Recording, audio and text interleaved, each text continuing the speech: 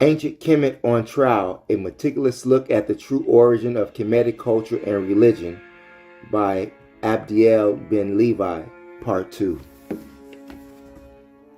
As evidence in this single chapter alone, Sumeria and the ancient Sumerians heavily influenced the ancient Egyptians. Now we will move on to decipher the other ways that Sumeria influenced Egypt. In ancient Kemet, religion was the focal point or epicenter of its culture. Yet as seen throughout this book, there is an all too familiar common denominator between Egypt's religious system and the religious system of Sumeria. Both cultures believed that the primeval state of the universe just before creation was a formless, watery, chaotic void, which represented itself as God, Nun, in Egypt, and from Nun arose the primeval mound out of which comes the creator of all the gods of Egypt and mankind. The Sumerian account of creation is strikingly similar.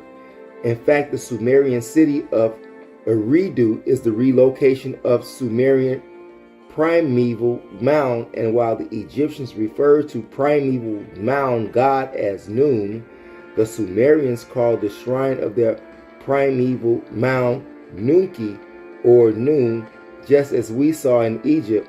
The Sumerian creation story also tells of life springing forth from the primeval mound waters and the source of all things created, both gods and man. The Babylonians referred to this primeval mound as Tiamat, which means divine source of water in the Sumerian language. In the Sumerian account, the city of Eridu, which is the city of the primeval waters of Nun, is referred to as Abzu of Enki, the Sumerian deity. The pre-dynastic Falcon tribe invaders held a very important cult center at what the Egyptians call Abduju or Abeju. Ironically, the Sumerians also called their cult city Abzu. The D sound of Abju can be phonetically replaced with a Z, as we see in the step pyramid of Zoser, also known as Djoser. What the Greeks called Abydos, the Egyptians called Abju, and the Sumerians called Abzu, with the Sumerians having a much older account of all of the above.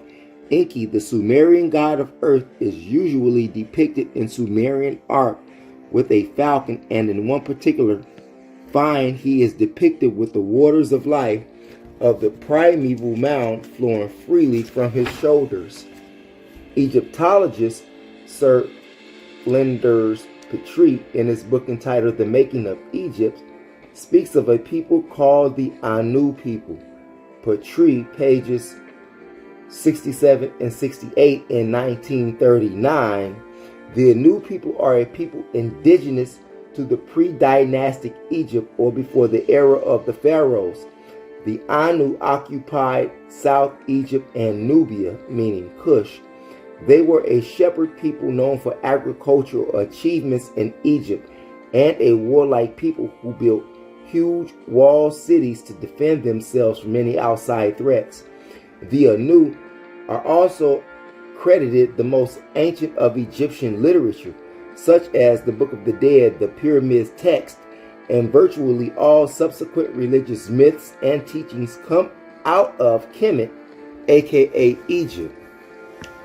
Flinders Petrie saw a connection between them and the Falcon tribe, which invaded pre-dynastic Egypt, for they both had Kushite Nubian origins, just as the Torah Bible relates that Cush as a people began in Mesopotamia, Sumeria, and eventually spread to Africa, where they founded and established the Nubian Empire of Cush. As a matter of fact, history shows that there are more pyramids in the Sudan, which in ancient times were part of the Kushite Nubian nation, than there are in all of Egypt. This relates to the other historical fact, which is that some of the very first pharaohs were of Kushite Nubian origins as well. This all ties to Flinders Petrie's dynastic race theory, which points that the invading race came from Mesopotamia during a period when Cushites, descendants of the biblical Cush, Genesis chapter 10, verse 6 through 13, which shows that the Cushite tribes which originated in Sumeria, Shinar, Mesopotamia, and spread south to Africa and founded the Nubian Kushite dynasties in Ethiopia and the Sudan regions. Nubia means gold in Egyptian. The Nubians refer to themselves as Cushite, which connects them to biblical Cush and his descendants who originated in Mesopotamia, aka Sumeria. Hence, Nimrod, the first ruler of Sumeria, Babylon, is said to be the very son of Cush, Genesis chapter 10, verse 8, who had its origin not in Africa but in Mesopotamia, which then clearly shows that the ancient Sumerians were a very dark people of color, just like the peoples of the Sudan and Ethiopia today. Cushite, Nubian pharaohs of Egypt. Going back now to Sir Flinders Petrie and Anu people, who, as we saw above, are connected to the Nubians, Cushites, and the invading Falcon tribes of Mesopotamia, Sumeria, were also of Cushite origin. What interests Petrie most about the Anu people is their very name, Anu. Anu in Sumeria means the sky and refers to the chief Sumerian god called Anu by the Sumerians. What Petrie discovered is that the invading Falcon tribes of Sumeria, Mesopotamia, who were Cushites, were known in Egypt not by their ancestral names originally, but by the gods they served, their chief or head of them being Anu. In Sumeria, Anu also represents the most important star in the sky, which is the dog star Sirius, who is personified in Sumerian literature and art as a jackal. In Sumerian mythology, Anu, the jackal, guided the deceased into the netherworld or underworld. Interestingly enough, in pre-dynastic Egypt, animals played a major part in religious ideology and myth. For instance, the jackal, he is called Anubis in Egypt, is seen as the original god of the netherworld and the deceased, long before Osiris replaced him in Egyptian mythology, and ironically, he is called Anubis in Egypt, and just as in Sumeria, he is personified in Egypt art as a jackal. The credibility of all these Sumerian-based concepts and figures being found in pre-dynastic Egypt during the time that Sumerian Mesopotamians were clearly in Egypt, being a coincidence of cultural similarity, is far from feasible at this point, as it is growing ever clear as these truths are shown that pre-dynastic Egypt was ruled by and heavily influenced by Sumeria, and hence Mesopotamia, whose language, culture, and religion is imprinted all over ancient Egypt. Now, in the Zep-Tepi Egyptian version of creation, which precedes all other Egyptians' account of creation, for Zep-Tepi itself literally means before time. The light of the lotus flower, which grew from the primeval mound and watery mire, is the point from which creation itself begins. Yet once again, in Sumerian mythology, the lotus flower represented Anu, king of the gods. The identical nature of these two stories is beyond coincidence. One had to have come from another, and thus far as this book proves, what Sumeria authored, Egypt duplicated and replicated and made it a part of their language, religion, and culture. The archaeological evidence linking the two is empirical, showing the Sumerian base of Egyptian civilization and culture. The lotus flower, according to Sumerian mythology, grew out of the primeval mound watered by Nin, Sumerian name, whom the Egyptians called Nun or Nu, the god of waters. In Sumeria, Nin or Nun, Chaldean Nunu, was read as fish and was personified as a fishman god. Ironically, the first dynastic king of Egypt, Narmer, who Egyptologist Sir Flinders Petrie associates with the Falcon tribe ruling of Sumeria, Mesopotamia, is depicted in the hieroglyphics Medunetta with a fish as his symbol, just as the Sumerian kings were personified as half-man, half-fish. This representation of half-man, half-fish spread throughout many cultures and civilizations throughout the world, giving Sumerian authorship to much of the cultural and spiritual systems throughout the world. Hence why the Bible always referred to Babylon, Sumeria, as the mother of harlots, for her pagan mythologies and practices can be seen throughout the world in virtually every single culture. That's in Jeremiah chapter 51 verse 7, which metaphorically became drunk with her lies, mythologies, and pagan practices. The religion coming out of Sumeria began with Nimrod, Narmer, a spread throughout the ancient world, having much success in Egypt, Kemet, where it became the foundation and cornerstone of the Egyptian mythologies. Every subsequent kingdom borrowed from the Sumerian mythologies and laid the cornerstone of their religious ideologies and philosophies as well. This does not suggest that the Egyptians did not borrow innovations to these ideas, yet it does clearly establish that these mythologies did not begin in ancient Egypt. There are several creation myths throughout the world which share common denominators, yet the creation story of Egypt is meticulously crafted under Sumerian mythology. From the name of the gods to their practices and to their very look, Egypt gods are a complete replica of the gods of the Fertile Crescent. Contrary to popular opinion, Egypt culture is not that unique. Traces of Sumerian thought are replicated through Egypt. This speaks not against Egypt, as it is more of a cultural testimony of the way that the ancients viewed Sumeria in the pagan world. Sumerians were known for wearing beards, like all of the Asiatic kingdoms of the Fertile Crest. Beards were viewed in Mesopotamia as a sign of wisdom, power, and divine rulership.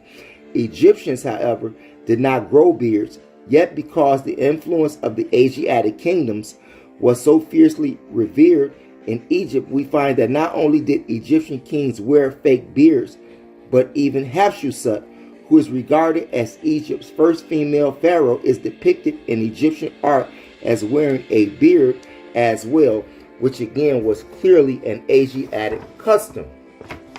We also find that in Sumeria, young boys wore long side locks. In fact, in Sumerian creation story of man, the first man is depicted as coming forth as a boy with a side lock in his hair.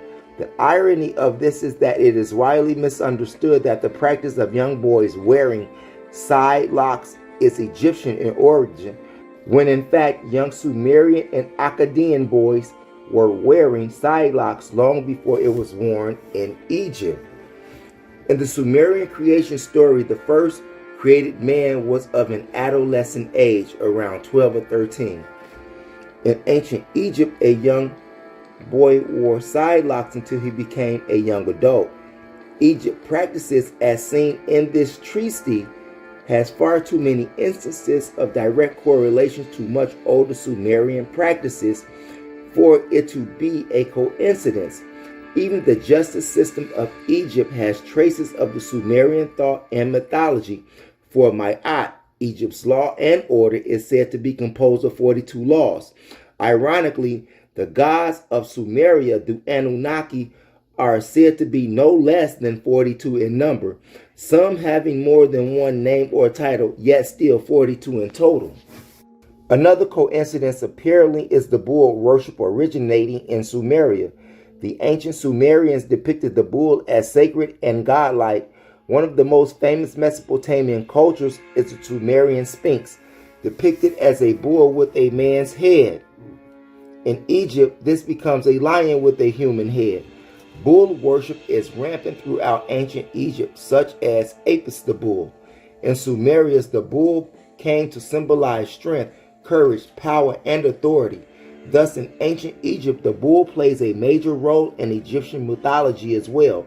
The strength of the bull symbolizes divinity to the ancients and throughout the ancient world. Bull worship played an important role in virtually every culture. Another very important facet of Egyptian mythology are the emblems and symbols of life in Egypt. The Egyptian symbol of life is the Ankh, which literally means life in Egyptian. There are several depictions of the Ankh, the Egyptian symbol of life, throughout Egyptian art and literature. So much so is the Ankh prevalent in Egypt that to this day it is believed that the Ankh is indigenous and unique to Egypt alone. The Sumerians, however, also had emblems and symbols of life. These emblems are found throughout Mesopotamia, also representing life. The Sumerian symbol of life is personified in the god of Sumerians referred to as Enki.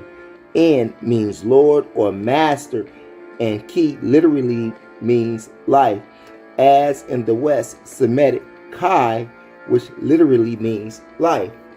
Enki is usually depicted with the Sumerian symbol of life in his hand, which is the precursor to the Egyptian Ankh, whose very name suggests a Sumerian origin, Ankh and Enki.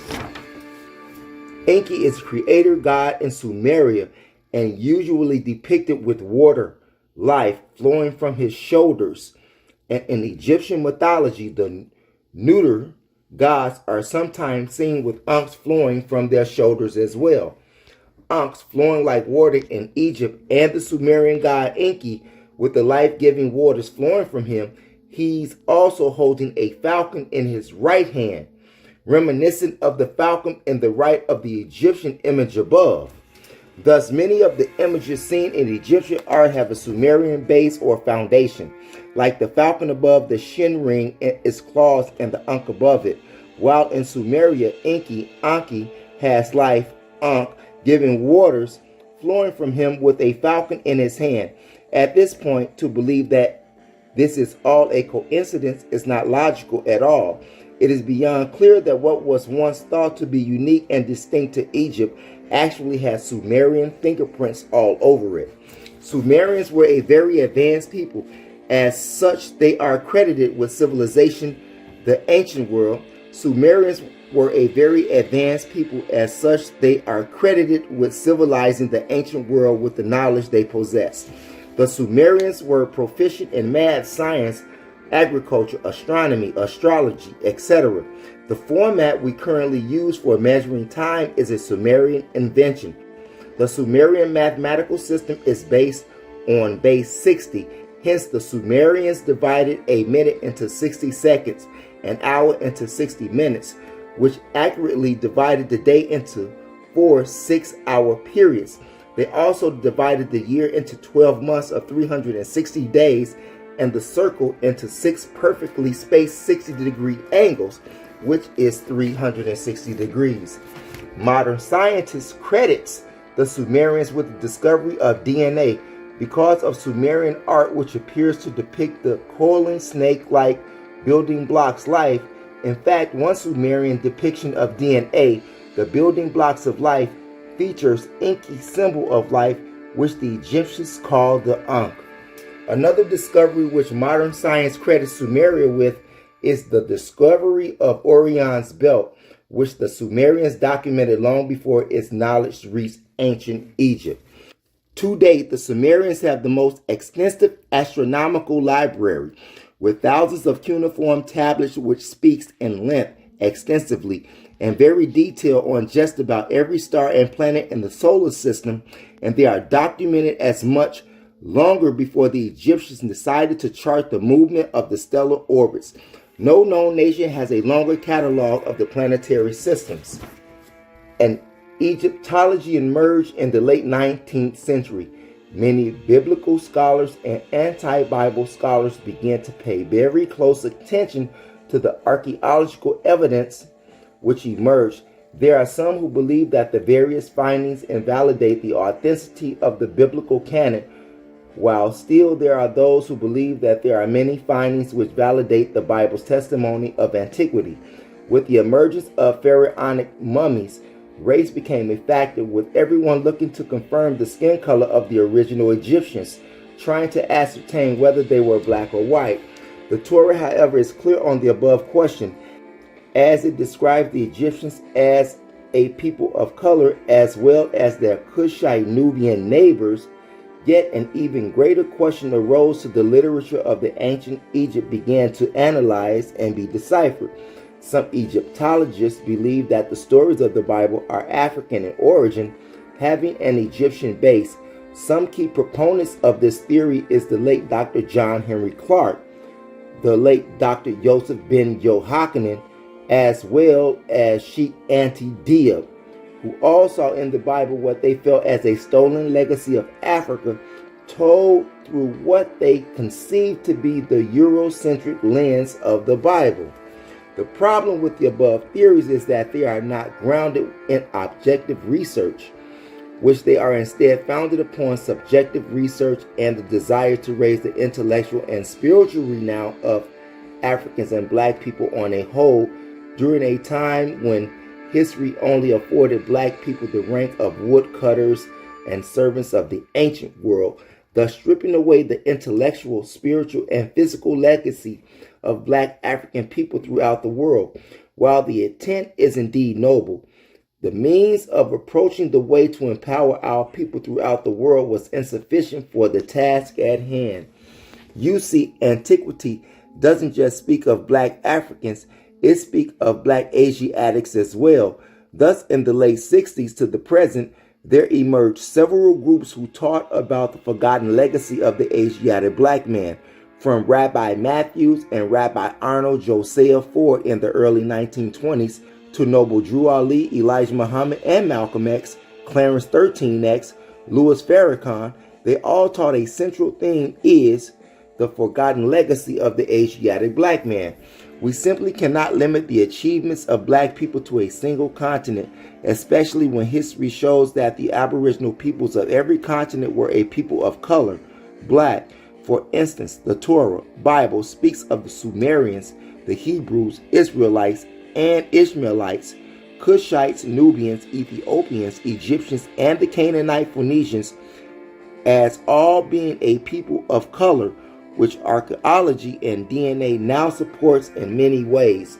The Sumerians spoke of themselves in the cuneiform records, tablets, as Sagi-Ska, which literally means the black-headed ones. This is contrary to the view currently held by the Black Egyptologists today, who only see Black people as coming out of Africa and thus have failed to give equal scholarly label to Asiatic culture and traditions of the Asiatic Black man. This is essentially where our Black Afrocentric leaders have failed.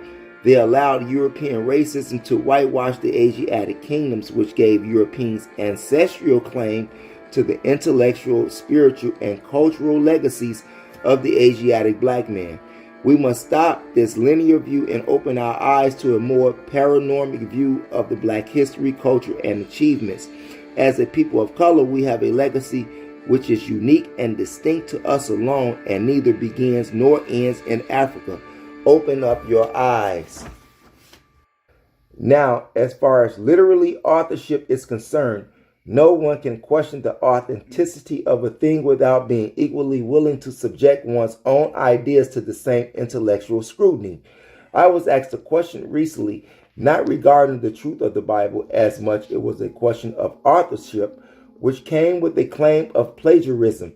There seems to be a growing amount of Black men and women who, with little background information on the Bible, take up the claim of plagiarism against it, and arrogant to themselves and others that the story told in the biblical patriarchs of the Bible are actually fragments of a stolen intellectual legacy which has its base in Africa, namely Egypt. Now, in a court of law, the very first thing one is asked who charges another of plagiarizing their works is, show the court your proofs or ownership and authorship. I wrote this book as a defense manual against the misuse of Egyptology and irresponsible neglect to conduct objective research to prove or substantiate one's thoughts. From the opening chapters of this book prove Sumerian authorship of Egyptian practices and early thought.